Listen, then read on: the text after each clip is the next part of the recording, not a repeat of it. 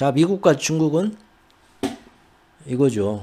그때 했던 얘기가 저번 라이브에서 했던 얘기가 이거잖아요.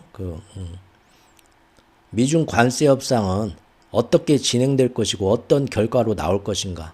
총론도 하고 강론도 했잖아요. 그때도 당장은 협상 안 할 수가 없다. 왜? 지금은 145%, 125% 매긴 거는 무역 단절이에요. 지금은 재고로 버티는 거예요. 한 달, 두 달은.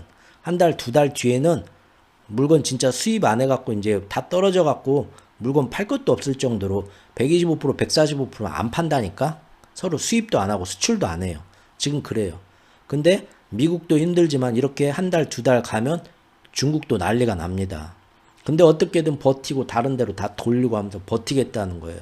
미국도 어떻게든 버티면서 관세로 그동안 사방에다 삥 뜯어다가 그걸 다 채우겠다는 거고. 이미 마음은 둘 다 독하게 먹었어요. 마음은 독하게 먹었는데, 그런데 정말로 둘이 야 싸움. 근데 잠깐 타임 잠깐만 나 이거 옷 걷을 때까지만 이것만 하고 싸우자 하고 정말 급한 게 몇 개가 있어요. 예를 들면 첨단 반도체 같은 거 중국이 아직은 아무리 화웨이나 그런 데 미뤄져서 쫓아간다 하더라도, 그래서 막 엔비디아 거 막 엄청나게 사재기로 막 1년치를 미리 다 사다 놨다고 하죠. 그런다 하더라도 인공지능 말고 첨단 반도체 요런 것들은 지금 미국에서 할 수 있는 만큼 계속 수입해서 들여와야 됩니다. 왜? 화웨이가 7나노 이런 거는 따라가요. 반도체는 5나노까지도 따라갈 수 있어요. 근데 그 이후에 정말로 군사 무기나 첨단 기술에 들어가는 고급 반도체는 노광 장비가 있어야 돼요. 반도체를 하는 그 레이저로 식각하는 노광 장비가 있어야 돼요. 그 노광 장비를 어디서 만듭니까? 여러분들? 그렇죠. 네덜란드의 슈퍼을이라고 불리는 ASML에서 만들어요. 근데 바이든이 막판에 ASML에서 중국으로 그 첨단 반도체, 아주 하이 레벨의 고급 반도체를 만드는 노광 장비는 팔지 말라고 딱 압박을 넣어버렸어요. 그래서 웬만한 거는 옛날 노광 장비 갖다가 막 구형, 저 청량리에서 막 밀링 기계로 막 어떻게 보링하고 해가지고 만들어서 쫓아갈 수 있는데, 최첨단 반도체를 만들려면 아무리 기술을 해도 그 장비가 있었는데 장비가 없어 지금 중국에. 그래서 일단은 들여와야 됩니다. 그래서 이번에 미국하고 중국하고 살짝 겉으로는 싸우면서도 협상할까 말까 살짝 그러면서 중국이 제일 먼저 한 게 뭡니까? 공식적은 아니지만 비공식적으로 미국한테서 들여오는 반도체 살짝 관세 때린 거 없던 일로 했죠. 그 관세 해봤자 자기들만 손해니까.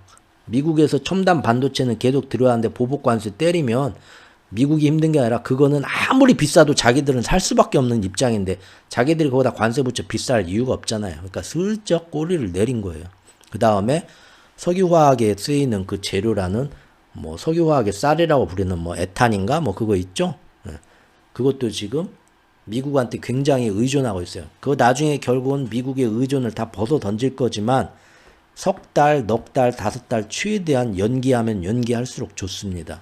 그 다음에 첨단 뭐 우리 MRI, CT MRI 찍을 땐 자기 공명 영상 장치 있잖아요. 그런데 들어가는 특정한 그 부품 같은 거, 의료기기, 과학 첨단 기기 그런 거 미국한테서 수입 못하면 아직 중국이 그거 자체적으로 자기들끼리 만들 수준은 못 돼요. 그러니까 그런 것들은 얼마든지 앉아서 협상하고 이런 거는 앞으로도 계속 수입하게 해주고 서로 관세 매기지 말자 하면은 테이블에 앉을 의사는 있다니까요.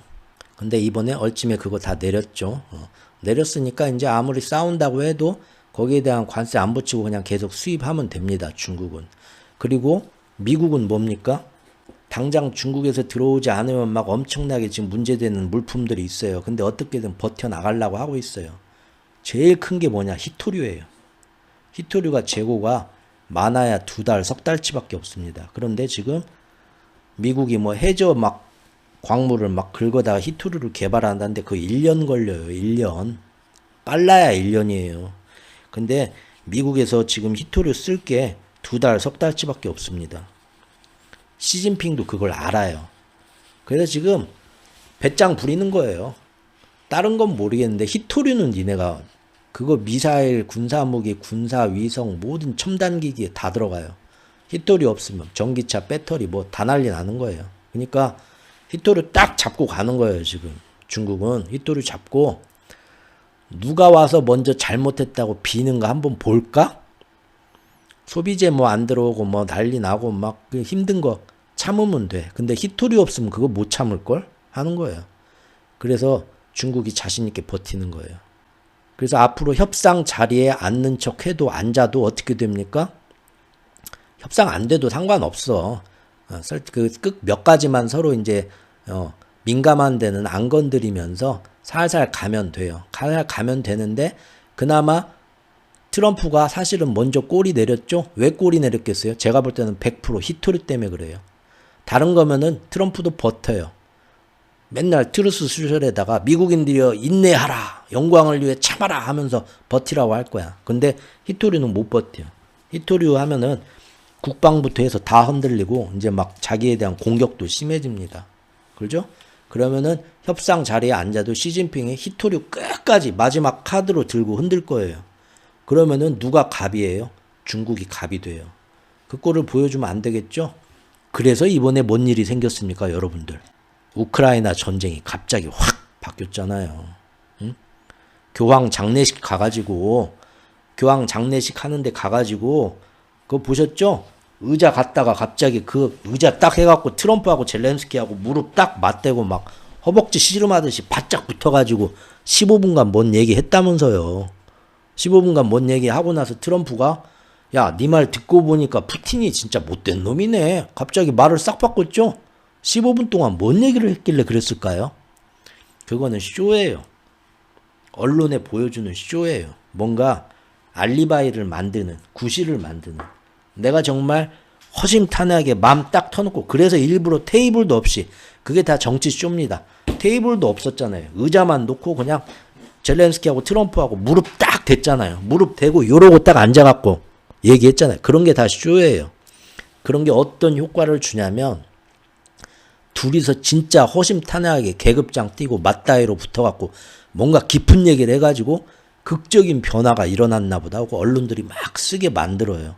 근데 사실은 그런 정치 수장끼리 대통령끼리 모여갖고 15분 얘기하고 결정 나진 않아요. 그 전에 실무진끼리 물밑에서 몰래 만나갖고 협상 이미 딜이 다 끝난 거예요. 협상 딜이 끝나면 나중에 이제 정치인들끼리 나와갖고 무대에 나와갖고 대통령끼리 나와서 쇼하는 거예요. 그렇게. 이미 다 어떻게 될 거란 거 알고 있었고 제가 보통 그렇게 가요. 외교가. 그래서 왜 그런 쇼를 했겠습니까? 왜냐하면 지금까지는 트럼프가 우크라이나에 대한 모든 앞으로 70년 80년 동안 모든 그 재개발하는 것도 자기들이 이권도 갖고 뭐 지하자원도 갖고 뭐 막 모든 걸 다 갖겠다는 말도 안 되는 조건을 걸었잖아요. 그러면서 푸틴한테는 이만큼이 뭐 크림반도도 그러고 모든 막 영토도 양보해라. 싫어? 싫으면 내가 우크라이나에 군사무기 안 대줄 거야. 그렇게 버티면서 강제 휴전시키려고 했잖아요. 완전 우크라이나 혼자 피박 독박 다 쓰면서. 그렇죠? 그런데 지금 필요해진 게 뭡니까? 중국하고 앉아서 협상하는 척은 해야겠는데 진짜 협상은 안 할 거고 진짜 민감한 것만 피해가야 되는데 미국 입장에서 뭘 피해가야 돼요? 시진핑이 히토류를 줘야 돼요. 근데 주겠어요? 끝까지 안 주고 정말 온갖 굴욕적인 짓은 다 시킬 것 같거든. 그래서 우크라이나로 간 거예요. 왜? 우크라이나라는 땅 자체가 그 밑에 안반이 막 어떤 식으로 돼가지고 거기가 지하자원이 아주 특이하게 정말 축복받은 땅이에요. 히토류가 무궁무진합니다. 우크라이나에 히토류가 다 있어요. 거기서 다 생산하고 있어요. 그래서 중국하고 계속 앞으로 가만 보니까 중국이 바로 와서 협상할 것 같진 않죠. 끝까지 갈 때까지 가자. 끝까지 간다. 우리나라 옛날 영화처럼 버틴다는 게 나왔잖아요. 그러니까 미국도 히토류를 2달, 석 달 뒤에서 앉으려면 히토류를 어디선가 중국 대체할 때가 있어야 돼요. 거기는 지금 우크라이나밖에 없습니다. 갑자기 우크라이나가 갑이 된 거예요. 그래서 이번에 가가지고 근데 맨날 우크라이나한테 이렇게 우리가 경제협정, 광물협정 맺을 거다 말하고 있었는데 이번에 나온 그 뚜껑을 열어보니까 뭡니까? 우크라이나가 해달라는 대로 거의 다 해줬어요. 트럼프가 다 양보했어. 무기도 지금까지 바이든이 준 거 그거는 계산에 안 넣고 앞으로 미국이 휴전을 시키겠다며. 근데 이제 휴전을 시키는 것도 아니고 우크라이나에 무기를 대준다고 했다니까요. 트럼프가 무기를 대주겠다. 그럼 이제 휴전은 물 건너 가는 거예요. 무기를 대주겠다. 근데 두 나라가 우크라이나가 열심히 자원 개발하고 뭐하고 장사해가지고 기금을 만들어서 기금에 돈을 넣고 미국도 여기다 기금에 돈을 넣어서 그 기금에 대한 운용권을 미국이 운용을 한다. 이런 식으로 돼 있는데 그 기금을 트럼프는 그 전에는 야 무슨 우리가 여기다 돈을 대냐. 그동안 너한테 무기 대준 게 얼만데 돈 계산해봐. 바이든 때부터 무기 대준 거. 그거 이미 다 여기 들어가 있다고 쳐. 그래야 되는데 이번에 그것도 없는 걸로 쳤어. 바이든이 대준 돈은 그냥 안 받겠다 이거야. 바이든이 엄청나게 무기 지원해준 돈은 10원도 안 받겠다. 우크라이나한테. 정말 대단한 거죠. 대신 앞으로 트럼프 정권에서 이제 우크라이나에 무기 대주는 걸로 그걸로 기금에 돈 넣는 거 퉁치자. 우리가 차마 미국이 현금은 여기다 못 넣겠다. 기금에다가 출자해서 못 넣겠다. 근데 앞으로 대신 니네가 필요한 무기를 줄게. 그 무기를 돈으로 계산해서 여기다 우리는 넣는다고 쳐. 그런 식으로 정말 많이 양보한 거죠. 우크라이나의 승리예요. 젤렌스키의 승리예요. 물론 앞으로 계속 해가지고 휴전이 돼도 어떤 미국이 끝까지 우크라이나를 방어해 줄 수 있는 어떤 방어 조약은 안 넣었어요. 그건 안 넣었지만 지금까지 요구하던 거하고 말도 안 되게 트럼프가 굉장히 급했던 거예요. 좀 이따 보여드릴게요. 말도 안 되게 양보를 다 해요. 왜 그랬겠어요? 히토류가 급한 거고 그게 물밑에서 타진이 간 거예요. 야 우리가 얼마나 하면 히토류 줄 수 있냐. 순식간에 갑과 을이 뒤바뀐 거예요. 그래서 젤렌스키가 엄청난 걸 다시 다 요구를 한 거예요. 순식간에 천지가 개벽한 거예요. 그전까지는 막 광물이나 이런 거에서 말도 안 되는 우크라이나를 완전 경제 식민지로 스타를 하겠다 했는데 이번에 뚜껑 열어보니까 완전히 바뀌었어요. 완전히 바뀌었어요. 좀 이따 보여드릴게요. 그게 젤렌스키하고 트럼프하고 무릎 맞대고 앉아서 15분 동안 그 얘기가 다 됐을 것 같아요. 그런 얘기가 아니에요. 그 전부터 시진핑이 끝까지 버티겠구나. 아 이거 쉽지 않겠는데 히토류 때문에. 히토류를 어디서 구해오지? 저 해저 밑에 막 국제조약 무시하고 다 긁어갖고 개발해. 근데 그거 아무리 빨라도 1년이 걸린답니다. 재고는 2-3달 차이밖에 없는데 우크라이나 거 갖고 가죠? 우크라이나하고 딱 딜 거니까 우크라이나 젤렌스키가 그랬겠죠. 실무진 왔을 때 젤렌스키 갑자기 이제 미국 실무진이 몰래 와가지고 우리 히토류 받으면은 얼마나 우리한테 해줄 수 있냐 막 하는데 젤렌스키가 들어가서 그랬겠죠. 고맙다는 말 안 하냐? 옷을 왜 이따구로 입고 왔어? 이제 온갖 복수를 다 했겠죠. 거기서 젤렌스키가 예를 들자면 하루아침에 이렇게 바뀐 겁니다. 거기까지 한번 이제 보시자고요. 자, 어찌됐든 미중 협상은 시작될 것 같습니다. 사실 지금은 미중 무역 단절의 상태죠. 근데 두 나라 모두 이런 상태로 계속 버텨낼 수는 없어요. 그래서 최고로 좋아진다 하면은 중국에 밀린 145%의 관세가 50에서 60% 정도로 낮아질 거로는 생각이 되나? 이거는 예전 라이브에도 얘기한 것처럼 그렇게 된다 해도 상당히 무역에 큰 충격이 오는 수준이다. 거기다가 이런 보편관세 말고도 또 뭐가 있습니까? 품목관세가 있잖아요. 철강, 알루미늄, 자동차, 반도체, 목재, 의약품 다 지금 앞으로 계속 나올 거 아닙니까? 그렇기 때문에 둘이 극적으로 협상을 해서 뭘 한다 해서 막 자산시장은 좋아서 뜰 수도 있겠지만 그래봤자 실물 경제는 돌아올 수 없는 강을 건너서 큰 충격이 온다는 거예요. 그리고 두 나라의 경제가 타격을 받으면 세계 경제가 타격을 피해가기 힘든 거고 또한 두 나라 모두 어차피 처음부터 어느 정도 답은 정해져 있어요. 목표는. 완전히 화해할 마음은 절대 없이 공격에 나섰어요. 서로가 그걸 알아요. 결국 둘이서 당장의 치명적인 타격은 피하기 위해서 적당히 협상에 임하기는 하겠죠. 하지만 그것은 당장에 자기들한테 급한 불만 끄고 시간을 끄는 거예요. 그러면서 시간 끄는 동안 둘이 완전히 싸워도 약점이 없을 정도로 준비를 하겠다는 거예요. 최종 목표는 이미 서로가 가슴속에 정해뒀다. 그러죠? 중국이 이번에 슬쩍 미국산 에탄, 미국 없으면 자기들도 힘든 거 있거든요. 정말 전략적으로 중요한 거. 그게 이제 미국산 에탄, 일부 첨단 반도체, 의약품 이런 거. 당장 미국 거 끊으면 우리 망합니다 하는 거 있어요. 중국 안에서도. 그거 슬쩍 보복관세 없던 일로 했어요. 이런 식으로 가는 거죠. 평가를 진행 중이다 하는 거고. 하지만 그거 외에는 사실 중국은 이미 마음을 굳게 먹었어. 아무리 힘들어도 한번 버텨보겠다. 그리고 미국 막아도 일기 때하고 다르다. 어떻게든 중국에 대한 입장이 이젠 완전히 달라요. 그래서 이런 거 있죠.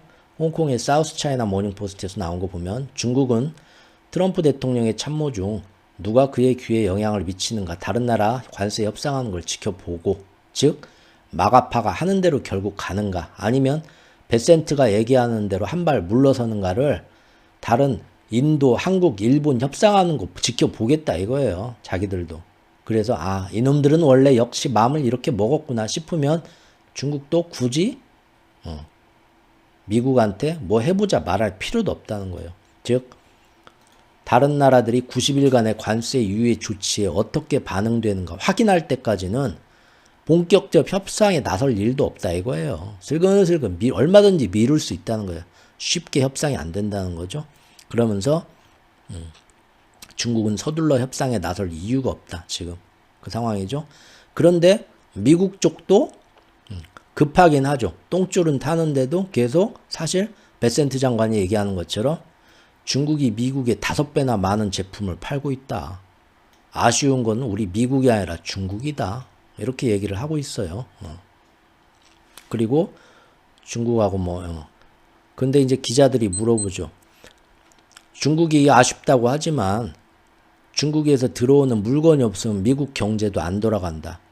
얼마 뒤에 공급 충격이 있을 수 있다. 그거 충격이 오면 어떻게 대처할 거냐? 재무부 장관님 물어보니까 뭐라고 하냐면 우리는 훌륭한 유통업체들이 있다. 그들이 미리 주문했을 것으로 추정한다. 대체제를 알아서 잘 찾을 것으로 생각한다. 즉 정부 차원에서는 별다른 대책이 없다. 그냥 버텨라. 니들이 알아서 버텨라. 그냥 그렇게 밀고 나가겠다는 의지예요. 근데 이제 미 상공회의소에서 트럼프한테 이대로 가면 우리 다 죽습니다. 또 연판장 돌리고 상소장 돌리고 했다는 거예요. 그런에도 불구하고 백악관은 스티븐 밀러부터 나와가지고 걱정 마라. 우리는 관세는 물릴 생각이 없고 대신 3분기에 역사상 최대 규모의 감세를 통해서 니들을 도와줄 것이다. 관세 면제는 안 한다. 하지만 기업 감세를 조만간 해줄 테니까 참고 인내해라. 이렇게 얘기하고 있다는 거예요. 즉 중국하고 관세 협상을 하되 시간 끌겠다 이거예요. 여기서 양보할 마음은 없다는 거예요. 다만 중국은 아까 미국이 없으면 안 되는 거 첨단 반도체, 의약품, 석유화학 재료 이런 거는 일단은 은근슬쩍 살짝 보복관세 하는 거 지금 물려놨어요. 그러니까 그대로 수입하면 돼요. 미국은 근데 뭐가 문제입니까? 자기 안에 있는 기업들 자동차 힘들어요 뭐 어쩌 하니까 조금씩 완화해주고 이렇게 하기는 하지만 그래도 계속 관세를 물릴 거고 중국한테도 물릴 거고 대신 히토류가 제일 큰 문제였어요. 그래서 우크라이나로 급하게 달려갔다. 우크라이나한테서 히토류를 받기로 되어 있으면 중국한테 받을 이유가 없습니다. 그럼 이제 미국도 웬만하면 서로 협상 안 하고 자존심 싸움만 협상은 하더라도 크게 없던 일이 되는 게 아니라 서로 간에 너랑 나랑 싸워갖고 어딘가 한번 팔다리 하나 부러질 각오는 하고 지금 이미 들어갔다는 거예요. 그죠? 이것이 실물 경제로 나오면 자산시장에도 정신을 차리고 이제 그 영향이 오는 거고요. 그게 이제 2분기의 모습이겠죠. 여름 끝날 때까지 그런 모습 가겠죠. 중국도 만약에 지금 미국과 중국이 이렇게 되면 중국 일자리 1600만 개가 위협을 받는답니다. 중국도 절대 쉽지 않아요. 그리고 중국 제조업 드디어 그동안 1월하고 2월하고 3월은 관세 시작되기 전에 미국에서 엄청나게 미리 물건을 쟁여놓으라고 수입을 하니까 중국 수출이 확 살아났죠. 하지만 드디어 이제 밀어내기 끝났다. 4월부터는 뚝 떨어지고 있죠. 제조업 도매 지수가. 드디어 이제 중국도 진짜 이 관세를 이렇게 심하게 매기는데 얼마나 힘들겠어요. 그러지 않아도 중국은 이미 작년, 재작년부터 침체가 오기 시작했는데 아무리 돈 풀어서 부동산 살리려고 해도 못 살리고 있는데 정말 힘든 거예요. 하지만 이미 마음을 굳혔다. 왜? 협상한다고 해서 잘 되는 게 아니라 우리가 죽을 때까지 압박할 걸 알기 때문에 오히려 위기를 기회로 삼자. 트럼프가 오히려 동맹들을 다 밀어내고 있다. 우리가 브릭스도 살리고 다른 데하고 더 살려서 이번에 아예 미국하고 중국하고 인연을 끊어버리고 미국에 물건 안 팔아도 돼. 다른 데로 쏠리고 다 시진핑도 중국 국민들한테 참아라. 인내하라. 미국 없어도 우리는 살 수 있다. 좀만 참자. 이거고 미국도 트럼프도 미국 국민들한테 참아라. 인내하라. 당장은 중국산 물건 안 들어와서 힘들 수도 있다. 하지만 결국 관세로 어마어마한 돈이 들어오고 우리 미국이 최고가 될 거다. 그때까지 견뎌보자. 다 지금 이런 작전이에요, 지금. 여기에서도 보세요. 그래서 지금 중국이 드디어 이제 4월부터 미국의 그 관세 효과가 드디어 실물 경제에 나오게 되기 때문에 모든 투자은행 기관들이 중국에 더 많은 침체가 오기 때문에 중국은 앞으로 어쩔 거다? 기사들 보신 분들 아실 거예요. 어쩔 거다? 조만간 금리 인하하고 중국 경제 침체를 막아야 되니까 트럼프하고 싸워야 되니까 조만간 금리 인하하고 지준율도 인하하고 할 거다 지금 하고 있어요. 계속. 그건 맞죠? 그건 다 어디서 한 번씩 보셨죠? 그러면은 위안화가 어떻게 되겠어요? 모든 글로벌 투자 은행들이 중국 위안화를 보면서 앞으로 돈을 더 풀 수밖에 없을 거다. 트럼프하고 싸우느라고. 돈을 풀면 어떻게 돼요? 금리를 내리면. 중국 위안화는 약세로 빠집니다. 위로 튀어야 돼요. 전부 그거 기다리고 있어요, 지금. 맞죠? 근데 뭐 아침에 나오신 분은 뭐 외국에 뭐 그런 것들이 위안화 강세가 될 걸 보고 막 들어왔다 그렇게 얘기를 하시는데 여기하고도 맞춰도 말이 안 되는 얘기예요. 그거는. 중국은 이렇게 힘들게 나오고 지표가 나와도 얘기를 하고 있죠. 타협하면 불량배는 더 요구한다. 참아야 된다. 지금 이런 얘기 하고 있고요. 즉 미국은 중국에게 트럼프 일기 때 미처 제대로 못 매겼던 막대한 관세를 다시 물리고 아울러 이제는 중국이 미국의 기술 패권 등에 도전하지 못하도록 경제와 첨단 기술 봉쇄를 하는 것이고요. 동시에 다른 여러 나라들로부터 상호 관세 외에 품목 관세를 매기되 적당히 타협하는 것처럼 잘 되는 것처럼 시간 끌기 협상에 나서면서 미국 내부의 반발 여론도 달래려는 것이 목적이죠. 그러죠? 뉴스에들 나오는 것처럼 피터 나바로가 완전 이 선으로 물러난 게 아니에요. 여기 보시면 최근에 미국과 인도하고 무역 협정이 잘 되고 있습니까? 물어보니까 이 사람이 얘기해요. 내가 직접 협상 테이블에 앉는 주체는 아니지만 매우 밀접하게 연결되어 있다. 이 사람이 뒤에서 사실은 다 조종해요. 제이미슨 그리어 미 무역대표부 하워드 러트닉 상무장관 그 사람들 다 나한테 와서 어떻게 할까요 형님 얘기하고 매우 긴밀하게 협력하고 있다. 이 사람이 고문인데 직책은 고문인데 사실은 여기서 제일 큰 형님이에요. 이 사람이 하라는 대로 지금 가고 있어요. 밑에 애들이. 그 대통령은 이렇게 한다. 대통령하고 나하고 가깝다 하고 있다. 그러면서 1분기 GDP 성장이 뭐 마이너스로 나왔다고 천만에 그 안에 봐라. 갑자기 관세 시행되기 전에 물건을 수입을 많이 해갖고 마이너스가 난 거지. 이면을 들여봐라. 트럼프가 내가 하라는 대로 해가지고 지금 국내 투자가 22% 증가했다. 사실이에요. 그렇게 나왔어요. 그러니까 조금만 참아라. 1분기, 2분기 정도 한 2개 분기 힘들 수는 있지만 점점 이제 감세도 하고 하면서 미국 경제는 살아날 거다. 관세는 더 많이 들어올 거다. 두고 봐라. 이러고 있고 나바로 고문이 이렇게 얘기 잘 돼가고 있다 얘기를 하고 있고 이 얘기는 뭡니까? 2분기, 3분기 중국하고 협상을 하든 말든 이 방향으로 가겠다는 거예요. 절대 마음을 접지 않겠다는 거예요. 그 와중에 계속 한국, 일본, 인도하고 무역 합의가 빨리 잘 될 것 같다. 막 없는 말 막 퍼뜨리는 거죠. 그래서 관세 이거 지금 막 힘들어지는 게 아니라 어떻게 잘 되려나 봐. 시장을 그냥 달래려고 있는 말 없는 말 하는 거예요. 하지만 이게 절대 금방 될 일은 아니다라는 거죠. 트럼프 취임 100일 행사 보셨습니까? 완전 자기들 마가파만 모아놓고 딴 세상 얘기하고 있죠. 다른 애들이 아무리 욕해도 콘크리트 지지층만 결집시키면 관세 밀고 나가겠다는 거예요. 이미 미국의 테무, 쉬인 이런 거 이미 125% 관세가 지난 3일부터 발령이 돼가지고 이제 테무나 쉬인 같은 게 중국 물건 띄어다 미국에 이제 파는 거 포기했다고 합니다. 그냥 현지인들, 우리나라도 저도 알리익스프레스에서 물건을 시키면 중국 물건이 아니라 우리나라 판매자가 입점해 있죠. 이제 플랫폼 중국 놈들이 수수료는 가져가지만 우리나라 물건을 시키고 우리나라 물건이 하루 만에 옵니다. 알리익스프레스 시켜도 그렇죠? 그것처럼 테무하고 쉬인도 이제 중국에 관세를 물려서 중국 물건 띄어다가 이제 여기 장사하고 이미 경제가 디커플링 되고 있어요. 그래서 미국에서도 이제 미국 판매자 입점해서 미국 물건 팔게 됐습니다. 이제 더 이상 중국에서 파는 싼 물건이 안 들어간다는 얘기예요, 이제.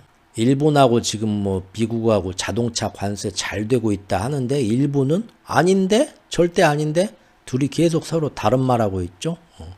베센트 장관이랑 나왔고 일본하고 조만간 아주 잘 될 것 같다. 내일 모레 뭐 좋은 얘기 됐다. 한국하고도 하는데 일본은 전혀 아닌데 우리는 뭐 우리가 해달라는 거 미국이 안 해주는데 힘들겠는데 하면서 6월 말까지 보고 있어요. 올해가 지금이 5월인데 6월 말까지 2분기 내내 4월, 5월, 6월 동안 협상해도 뭔가 제대로 된 큰 틀도 안 나온다는 거예요. 큰 틀도. 우리나라는 어떻습니까? 최상목 씨 저기 사표 내버렸죠? 뭐 다른 의도로 냈는지 모르지만 어쨌든 미국하고 협상도 다시 원점으로 돌아갔어요. 협상 주체가 없어요. 지금 우리나라 나 그만할래요 하고 사표 던지고 나가버렸잖아요. 이게 좋은 건 아니죠. 이게 우리나라 경제도 뭐 제대로 지금 올스톱 됐어요. 책임지겠다는 놈이 없어요. 어떻게 이거는 정말 무책임한 정치인들 투성입니다. 아무도 지금 힘든 건 안 하겠다는 거고 경제가 이렇게 힘든 때 다 지금 버려두고 도망간 거나 똑같아요. 올스톱 됐고 대신 좋은 거는 미국이 한국하고 뭔 협상을 해야 되는데 협상 주체가 또 없어져 버렸어. 다음 주체 우리도 시간 끄는 거죠. 재밌게 됐어요. 그리고 이제 중국은 이 기회를 이용해서 점차적으로 미국에 대한 경제 의존도를 줄여나가고 대신 세계 다른 나라와 경제 무역도 열고 또 친밀도를 높여가면서 친구가 되면서 미국 패권을 약화시키고 그렇게 해서 새로운 경제, 문화, 군사, 기술 패권 국가를 꿈꾸는 거겠죠. 시진핑도 요새 계속 얘기를 합니다. 미국 없어도 경제성장률 5% 달성 가능하다. 국민 달래기 나서고 미국산 곡물 에너지 없어도 괜찮다. 미국 물건 없어도 당장은 좀 힘들겠지만 얼마든지 바꿔나갈 수 있다. 참아라. 둘이 이미 헤어질 결심을 했다니까요. 헤어질 결심을. 그러니까 협상 자리에 앉았다 뭐 어쩐다 해서 다시 예전으로 돌아가진 않아요. 절대로. 이미 대단한 변화는 시작이 됐습니다. 여기 되오죠? 미국의 콩, 대두가 없으면 중국이 살지를 못한대요. 왜 그런가 봤더니 중국 사람들 요리가 돼지고기를 제일 많이 쓰고 그래서 미국산 돼지고기 제일 많이 수입하고 있었고요. 근데 그건 나 브라질이나 다른 저기 스페인이나 이걸로 싹 돌렸고요. 그 다음에 콩은 왜 그러냐? 중국 요리가 다 튀기는 거잖아요. 콩기름이래요. 그게 다. 저도 이번에 알았네요. 콩기름을 그렇게 많이 쓴답니다. 콩을 제일 많이 쓰는데 미국산 대두를 제일 많이 수입을 하고 있었는데 이것도 돼지고기도 그러고 콩도 그러고 전부 다 다른 데하고 이미 다 돌렸는데 언제부터 돌렸다고요? 작년 12월하고 금년 1월부터 돌렸다니까. 트럼프 당선되자마자 야 준비한 거예요. 시진핑도 마음 독하게 먹고 이미 다 돌려놨어요. 그래서 트럼프가 중국에 대한 관세 때리겠다 하기 전까지는 살살살 계속 미국에서도 수입하고 있었지만 관세하고 이제 앞으로 막 본격적으로 나가겠다. 4월부터 딱 되니까 4월부터는 거의 이제 중국 물건, 아니 미국 물건 다, 미국 돼지고기 콩 다 끊고 있다 이거예요. 이거 2달, 석 달, 한 1분기 정도만 한 개 분기 정도만 지나면 다 다른 나라, 유럽이나 남미 걸로 다 대체할 거를 이미 다 준비를 해놨다는 거예요. 미국 거보단 조금 비싸고 운송료도 많이 뭐 힘들 수도 있겠죠. 하지만 우리는 그렇게 가겠다라는 거예요. 의약품마저도 미국과 헤어질 결심. 여기 보면 의약품은 미국도 그러고 중국도 그러고 서로 의존하는 게 있거든요. 그런데도 지금 미국산 말고 다른 데서 대체할 수 있겠냐 한번 알아봐라. 검토해봐라. 우리나라 자국산 중국 의약품 쓰면은 큰일 나겠냐 하고 알아보라고 언제 시진핑이 지시를 내렸냐. 1월 달에. 이미 1월 달에 지시를 내렸대요. 근데 의약품을 완전히 미국 거를 대체하기는 힘들다. 하지만 어떻게든 노력해보겠다. 지금 이런 얘기 나오고 있습니다. 그러니까 이런 거 당장 끊기 힘든 거는 서로가 앞으로 협상을 할 거라고 저는 봅니다. 좋은 게 좋은 거지. 내가 이거 해줄 테니까 너도 이거 해줘. 몇 개는 할 수 있어요. 근데 그게 전체 실물 경제에 충격이 안 올 정도로 막 확 돌아서고 그런 거 없다니까요. 그리고 시간이 가면서 그것도 질질 끌 거고. 그러니까 저번에 우리가 봤던 거기서 변한 게 없습니다. 앞으로 2분기, 3분기가 어떻게 갈지. 에너지도 미국에 대한 뭐 천연가스 다 뭐 수입하고 뭐 그런 거 있었지만 다른 데로 돌리고 또 결국은 에너지를 자급자족하기 위해서 중국은 식량 자급자족을 엄청나게 신경을 써왔어요. 한 10년 전부터 거의 그걸 맞춰놨고 에너지 자급자족을 위해서 원전을 전 세계에서 가장 빠르게 많이 짓고 있습니다. 그게 이제 이쪽에 다 모여 있죠. 그래서 여기 터지면 이제 우리나라 서해안도 난리 나는 거고 같이 죽는 거예요, 이제. 전 세계에서 지금 우리나라 한반도, 일본, 중국에 가장 많은 원전이 밀집돼 갖고 우리는 완전 핵밭에서 살고 있습니다. 앞으로 10년 동안 더 많아질 거고. 전 세계에서 핵이 가장 밀집된 데 우리는 살아요. 근데 앞으로 이제 점점 지진, 화산이 제일 많이 날 거예요. 다이나믹 하겠죠. 자, MS 사장이 나와갖고 마이크로소프트에서 양자 컴퓨터 경쟁에서 중국에 뒤처진다고. 똑같아요. 왜? 지금 트럼프가 우리나라 그 예전 윤석열 씨가 과학기술 R&D 예산 다 삭감한 것처럼 지금 미국이 그러고 있거든요.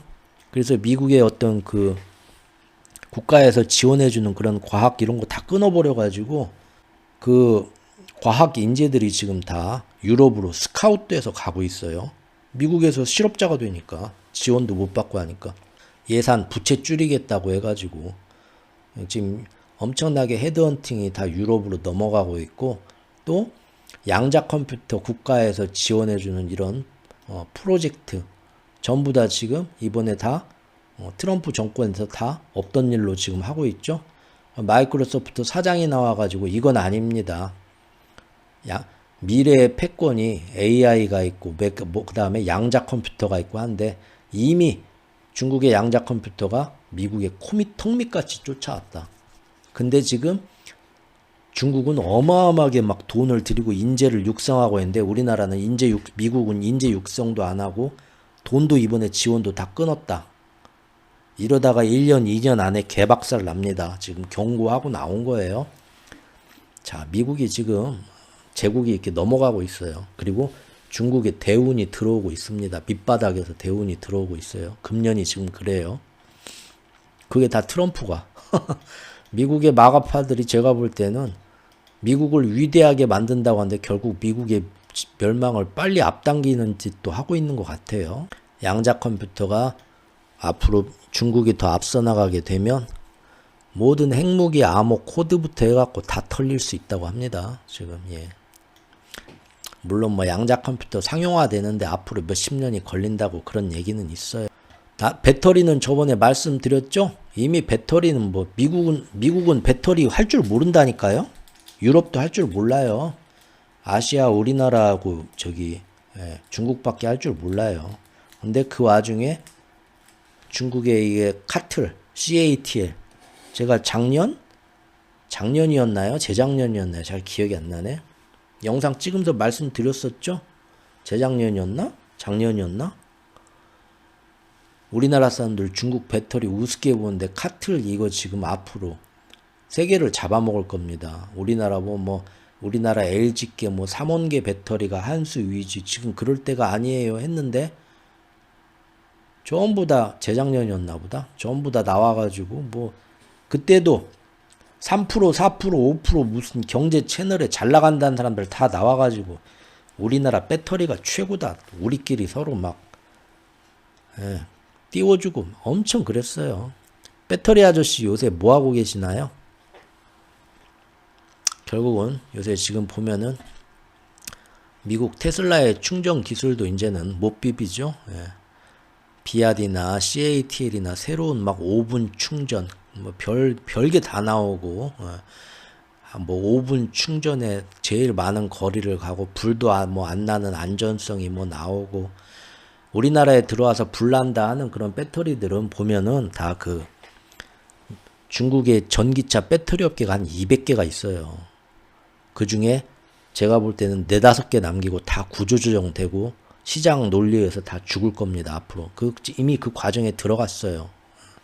근데 정말로 그 센 애들 전 세계 1위의 기술력을 갖고 있는 비아디나 CATL은 테슬라에서도 쓰고 우리나라 현대에서도 갖다 쓰고 벤츠에서도 갖다 쓰고 다 갖다 써요. 기술 인정해주고. 근데 가끔 우리나라에 불났다 하는 거는 저 밑에 상위권에 있는 배터리 업계가 아니라 저 밑에 있는 거 갖다가 이제 그런 데서 제조된 게 들어와서 문제가 되는 거지. 그렇게 결국은 지금 이번에 소금 나트륨 배터리도 나왔더라고요. 보셨죠? 당장 상용화가 되지는 않겠지만 이미 격차가 어마어마하게 벌어지기 시작했습니다. 2년 사이에. 근데도 그냥 우리나라 배터리가 세계를 배터리 아저씨 요새 공매도 전사가 되시더니 하여튼 최옥후의 데스노트가 있죠. 제가 몇 명 찍으면 1년 2년 뒤에 그 사람들 다 죽습니다. 데스노트 AI 같은 거 상하이 지금 규모가 틀려요. 인재들하고 인재 육성하고 이게 미국도 못 쫓아옵니다. 그나마 미국에서 빅테크나 대학하고 연계돼 가지고 AI나 이런 거 양자 컴퓨터나 하는 게 다 어디예요?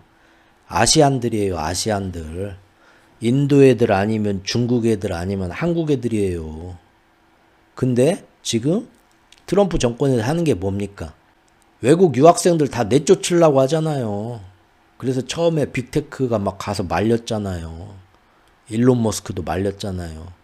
그 외국 유학생들 다 이 핑계 저 핑계 대서 비자 취소하고 쫓아내면 우리나라 첨단 기술이 돌아가지가 않습니다. 얘기했잖아. 아시안 애들 없으면 안 돼. 근데 얘네들은 마가파들은 그 백인 우월주의가 있다니까요. 하느님의 청교도의 백인 우월주의, 그 유대인들 시오니즘처럼.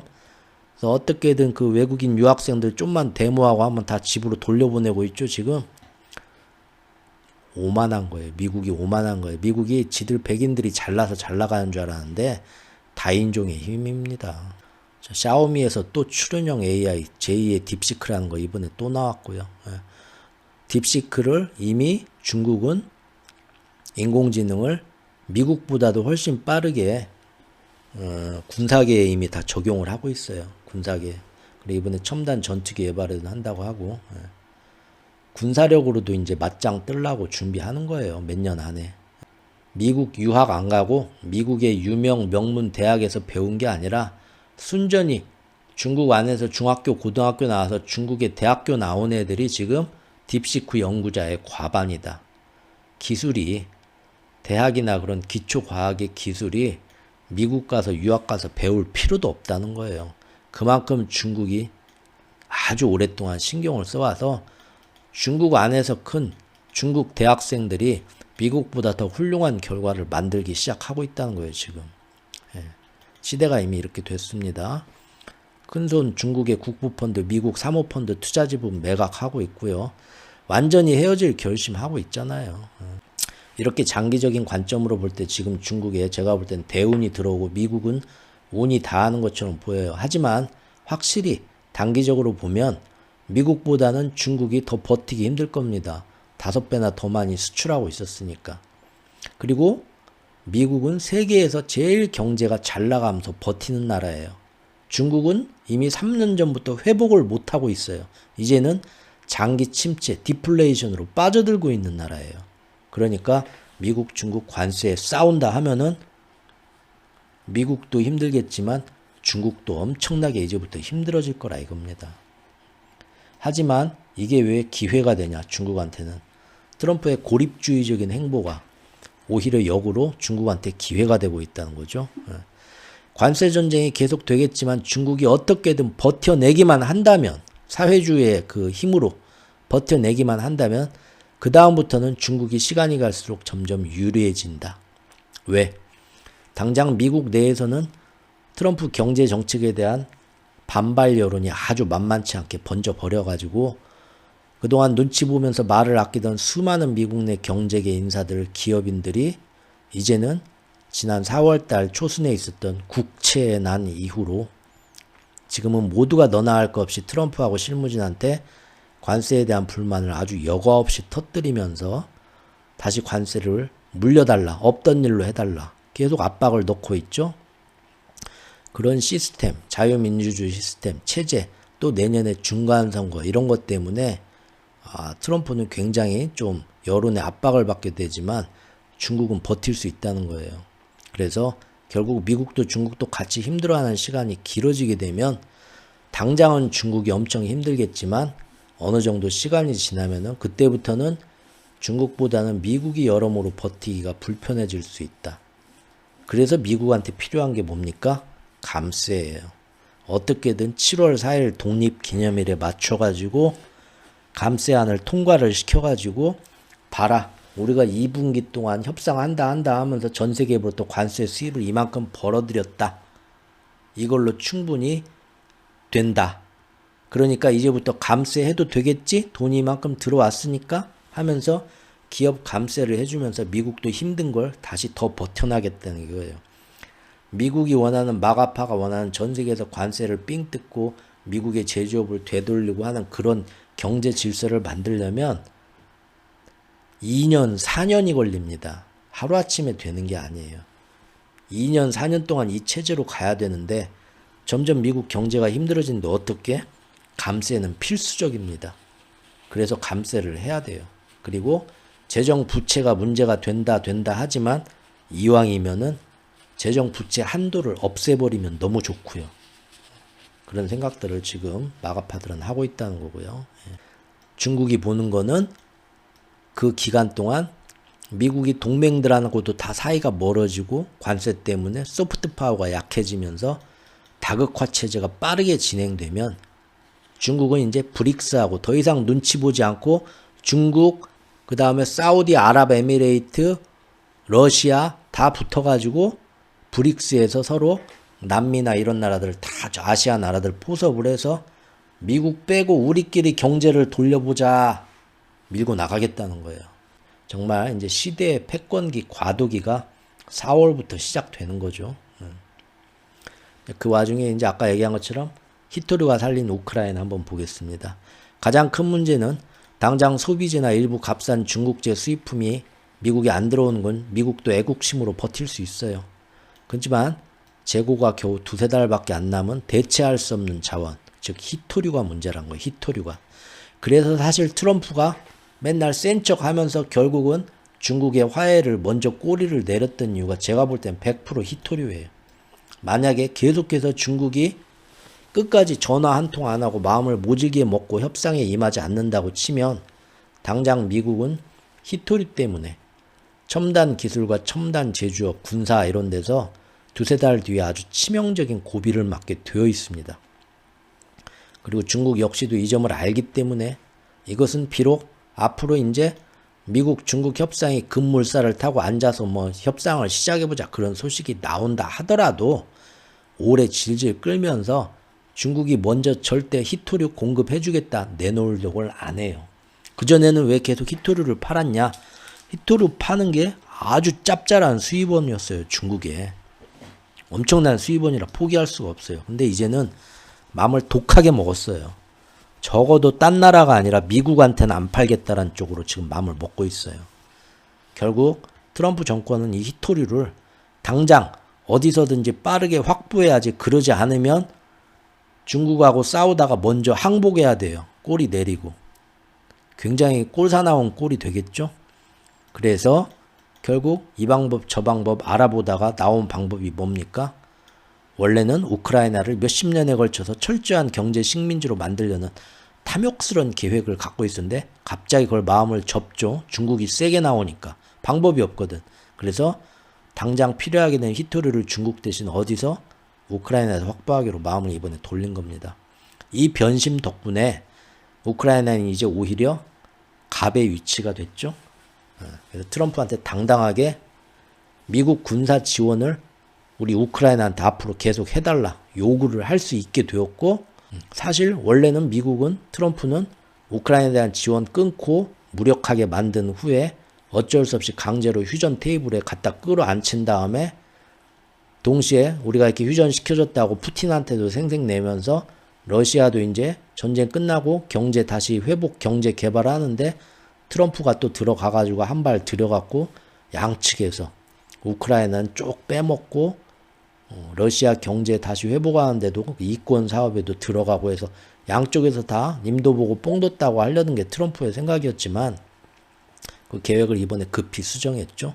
그래서 대신 우크라이나에 적당히 계속 무기 지원을 앞으로 해주겠다. 대신 우크라이나의 풍부한 히토류 하나는 완벽하게 나한테 넘겨라 한 거예요. 그리고 이 말은 뭐냐? 우크라이나 전쟁에 대해서 당장 내일이라도 휴전될 것처럼 계속 말을 되었지만 이제는 휴전이 다시 또 뒤로 한참 멀어진 거죠.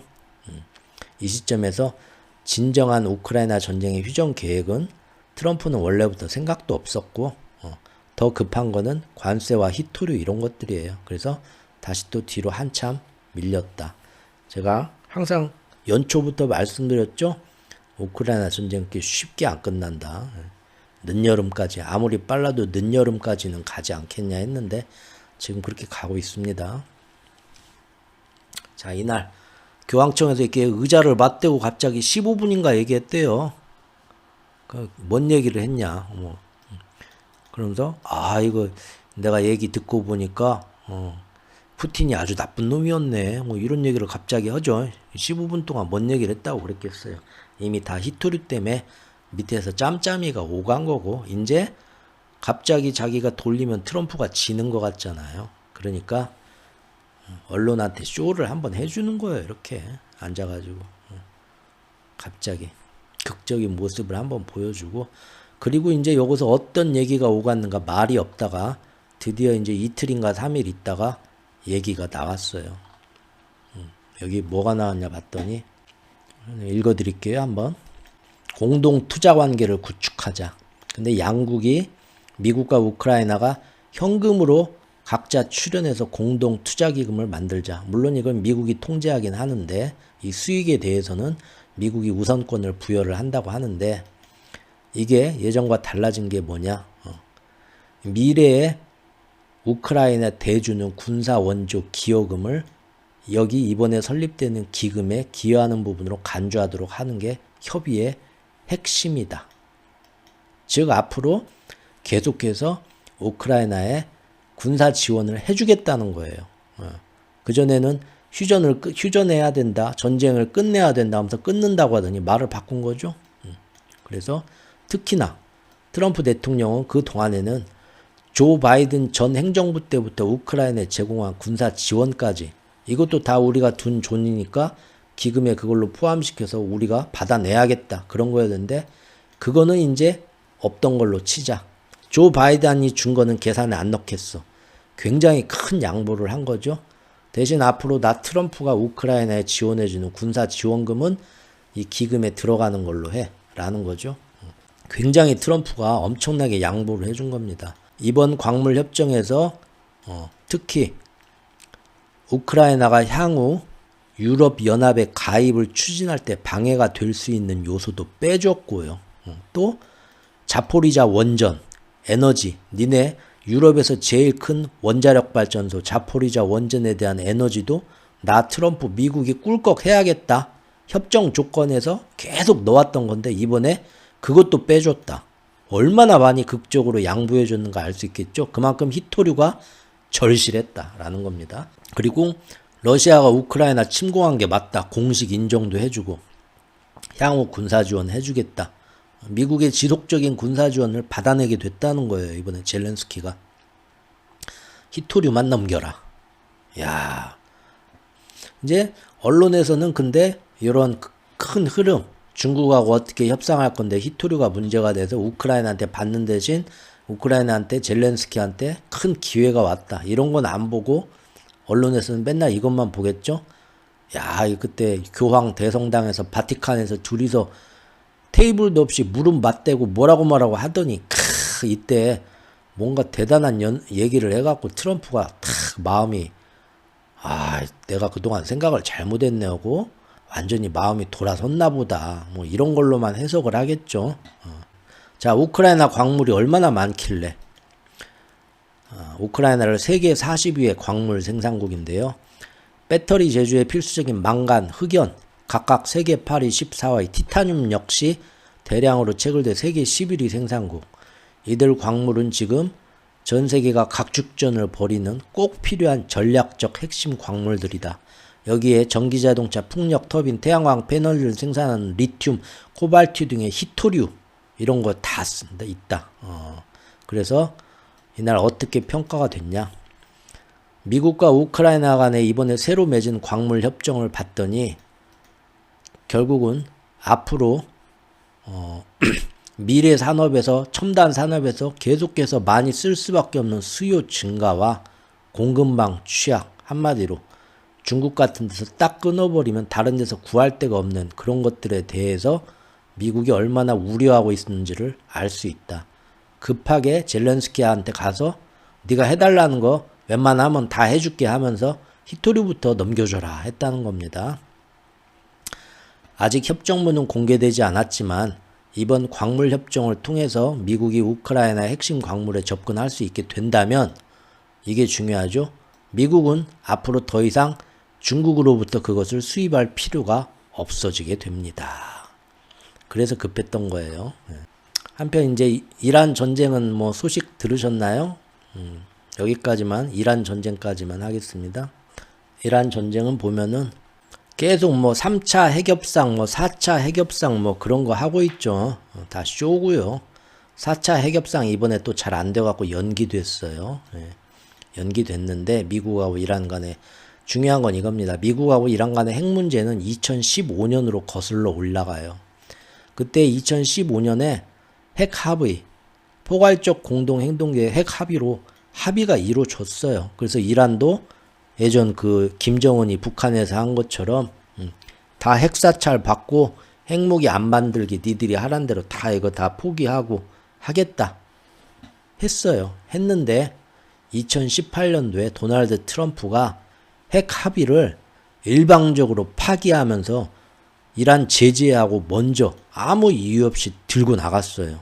이란이 항상 핵무기를 만들어서 세계 평화를 위협한다 하잖아요. 근데 이미 2015년도에 이란이 서방 세계가 하란 대로 하겠다. 아이 국제 그 핵사찰기구 와서 다 풍계리 저기 다 핵사찰해. 그리고 니들이 날마다 1년마다 한 번씩 와서 제대로 하고 있는가 감시해. 우리는 우라늄 농축해서 핵무기는 안 만들게. 그냥 원자력 발전만 할게. 김정은도 한때 그랬었죠. 그런데 없던 일로 하자고 너무 그냥 갑자기 어느 날 갑자기 트럼프가 발로 차고 나온 거예요. 왜 그랬을까요? 이스라엘이 하고 싶은 대로 해준 겁니다. 이스라엘은 이란이 핵무기를 가지고 이쪽을 지금 위협하고 있다. 그래서 이란하고 위험하고 이란하고 싸워야 된다라는 이게 성립이 안 되면 이스라엘이 지금 팔레스타인 지역을 계속 싸우면서 자기들이 그 가자지구나 뭐 이런 데를 막 밀고 들어가고 서한지구를 그 다음에 막 그 옆에 헤즈볼라를 핑계대면서 밀고 들어가서 골란구원을 차지하면서 영토를 확장하고 할 명분이 없어져요. 항상 그 명분은 뒤에서 이란 무장 세력이 이쪽 게릴라하고 연계돼서 도움을, 니네는 뭔 싸움도 안 되는 민병대 게릴라하고 니네같이 세계적인 군사 강국인 이스라엘하고 맨날 뭐 이렇게 상대도 안 되는 애들이면서 이렇게 맨날 막 위험하다고 막 하고 막 가서 싸우고 하냐. 야, 이 뒤에 핵무기를 가진 이란이 있어. 이 양반들 아무것도 모르네. 그래서 우리가 이거를, 우리도 괜히 그러는 게 아니야 하면서 그 대결 구도를 만들어가는 거거든요.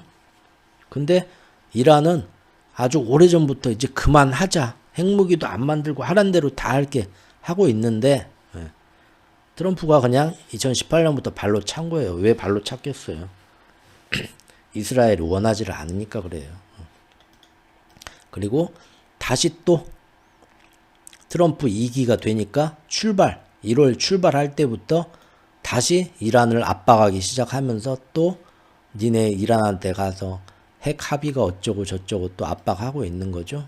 결국은 이란을 또 핵무기 빌런으로 몰고 가는 거예요. 몰고 가서 왜? 이스라엘이 해달라고 하니까 해주는 겁니다. 그 정도로 이스라엘 말을 잘 들어요. 지금 트럼프는. 이번에도 이란산 원유 구매하면 뭐 2차 제재하겠다 또 나왔고요. 그동안 네타냐후 정권이 좀 지난 4월부터 문제가 있었죠. 3월부터 문제가 있었죠. 뭐냐면 이스라엘 정보기관이 있어요. 우리나라 국정원 같이. 신베트가 있어요. 정보부에 국정원장 같은 수장이 양심선언을 했었어요. 양심선언을 아주 몇 달 전부터, 오래전부터 했었어요. 그게 뭐냐면, 왜 작년 10월 하마스가 침공했을 때, 재작년인가요? 하마스가 이스라엘 침공했을 때, 그 정도는 땅굴이 어디에서 파가지고 어디로 넘어오는가를 최신 군사위성으로 해서 모든 동향을 24시간 다 파악하고 있는 게 이스라엘인데, 왜 그렇게 대규모로 넘어올 준비를 하고 막 해가지고 넘어왔는데도 그거를 전혀 눈치를 못 채고 있었고 넘어와가지고 3시간 4시간 동안 막 민간인들 학살하는데도 출동도 못하고 있었냐. 그 좁은 데서 문제가 된 거예요. 그리고 이미부터 하마스가 언제 몇 월 며칠 날 넘어온다 하고 사방에서 주변 나라 정보국이 먼저 알아가지고 이스라엘한테 경고를 해줬는데도 왜 무시를 했냐. 앞만 봐도 너무 이상하죠. 그래서 이 정보기관한테 막 화살이 돌아온 거예요. 그러니까 이 사람도 못 참고 얘기를 한 거예요. 야, 우리도 그때 위험하다고 정부에다 계속 얘기했어. 했는데 다 윗선에서 정치인들이 무시했다니까. 이 사람이 다 양심 고백하면서 터뜨린 사람이 이스라엘의 국정원장이에요. 이 사람. 신베트의 수장. 이 사람이. 그러면서 결국은 누구를 콕 집었냐. 지금 총리고 지금 실세니까 내가 말은 못하지만 결국은 지금 네타냐후하고 그 밑에 일당들이다 하고 이 사람이 얘기를 한 거예요. 그래서 지금 전쟁만 끝나봐라. 네타냐후랑 그 밑에 다 신복들 해갖고 법정에 세워라. 그래가지고 전부 다 형사재판 다 들어가라 한 거예요. 가만 보니까 하마스가 넘어올 때 일부러 공격을 유도를 한 것 같다. 전쟁을 일으키려고. 이스라엘 안에서 이거는 아주 작년부터 아주 여러 차례 문제가 된 겁니다. 그리고 이 사람이 최근에 카타르한테 또 네타냐후 총리가 뇌물 받은 그것도 있어요. 그게 이제 금년 3월에 카타르로부터 네타냐후 총리 측근들이 엄청난 뇌물 수뢰했다는 것도 그것도 나왔어요. 그거 내가 수사하겠다 이 사람이 나섰어요. 그래서 지난 한 달 동안 결국은 시끄러웠는데 이번에 결론이 났죠. 어떻게 났냐? 네타냐후하고 네타냐후 주변의 신복들이 극우 정권이 얘한테 이제 모든 책임이 있다서 얘 옷을 벗겼어요. 사법부도 이제 다 한통 속이고 네타냐후 극우 정권이 사법부에 판사들을 다 앉혀놨기 때문에 그렇게 해서 이 사람을 지금 옷을 벗기고 물러나게 해가지고 네타냐후 측근의 그 뇌물 받은 비리 의혹 파헤칠 사람, 그 다음에 전쟁 끝나면 하마스가 이스라엘 침공한 것이 윗선에서 일부러 유도했다는 그거를 수사하면서 증거를 댈 사람을 제거를 한 거예요. 이번에 여기 보면 나옵니다. 바로 국장은 내가 수년간 여러 전선에서 작전을 수행했지만 지난 10월 7일 하마스가 침공할 때 조기 경보를 내가 제공하지를 못했다. 실수를 인정하죠. 하지만 이것은 반드시 진실은 국가조사위원회에서 규명돼야 한다. 라고 나는 계속 주장을 했는데 국가조사위원회 설립을 지금까지 누가 반대했냐? 네타냐후 총리가 반대했다. 그거죠? 찔리는 놈이 반대했다. 또 이스라엘 정부도 하마스의 2023년 10월 7일 기습에 정치적 책임이 있다라고 이 사람이 예전에 보고서를 냈어요. 신베트 보고서. 그렇죠? 결국은 윗선에서 알고도 다 막았다. 그게 누구냐? 네타냐후하고 신복들이다. 이 사람이 보고서까지 낸 거예요. 결국 이 사람 잘렸어요, 이번에. 그리고 가자 전쟁 발발 뒤에도 극우파 강요들이 전쟁을 더 길게 끌어가려고 팔레스타인인들을 불필요하게 자극하고 있다. 우리 정보부가 판단할 때 그런 얘기도 했던 사람이고요. 그리고 최근에 카타르 게이트, 네타냐후 총리 참모 2명이 뇌물 수뢰한 거. 여기에 대해서 이 사람이 수사에 나서고 있었는데 그것도 다 잘랐어요. 결국은 이런 식으로 정리를 끝냈고요. 이제 정리 끝났으니까 이스라엘하고 이제 또 뭔가 또 한판을 붙을 준비를 할 수 있겠죠.